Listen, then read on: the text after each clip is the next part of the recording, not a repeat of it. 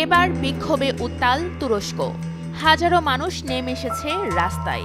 রাস্তাঘাট পরিণত হয়েছে জনসমুদ্রে। গণতন্ত্র নিয়ে উদ্বেগ বাড়ছে সারা দেশের মানুষের। পুরো দেশ উত্তাল হয়ে উঠেছে শহরের এক মেয়রকে গ্রেপ্তার করার কারণে। কিন্তু কেন গ্রেপ্তার করা হয়েছে মেয়রকে?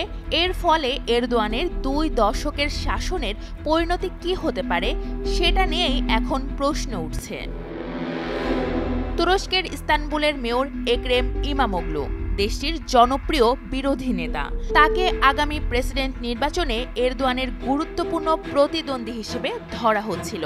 দুর্নীতি ও একটি সন্ত্রাসী গোষ্ঠীকে সহায়তা সহ বেশ কিছু অভিযোগে 19 মার্চ ভোরে বাসভবনে অভিযান চালিয়ে তাকে গ্রেপ্তার করা হয়। ইমামোগলুর বিরুদ্ধে ঘুষ লেনদেন, টেন্ডার জালিয়াতি ও অপরাধমূলক সংগঠনের নেতৃত্ব দেওয়ার অভিযোগ আছে বলে জানিয়েছে রয়টার্স। যদিও এ বিষয়টিকে ভিন্নমত পোষণকারীদের ওপর দমন পীড়ন হিসেবে দেখা হচ্ছে। আগামী প্রেসিডেন্ট নির্বাচনে গুরুত্বপূর্ণ প্রতিদ্বন্দ্বীকে সরিয়ে দেওয়ার বিষয়টিকে রাজনৈতিকভাবে প্রচেষ্টা হিসেবে দেখছেন সমালোচকেরা। এতে ইস্তানবুল এবং অন্যান্য শহরে হাজার হাজার মানুষ জড়ো হয়ে বিক্ষোভ শুরু করে। আঙ্কারায় শিক্ষার্থীরা রাস্তা অবরোধ করলে পুলিশ কাঁদানে গ্যাস ছোড়ে। এমনকি সরকার 4 দিনের জন্য যে কোনো ধরনের জনসমাবেশ নিষিদ্ধ করেছে।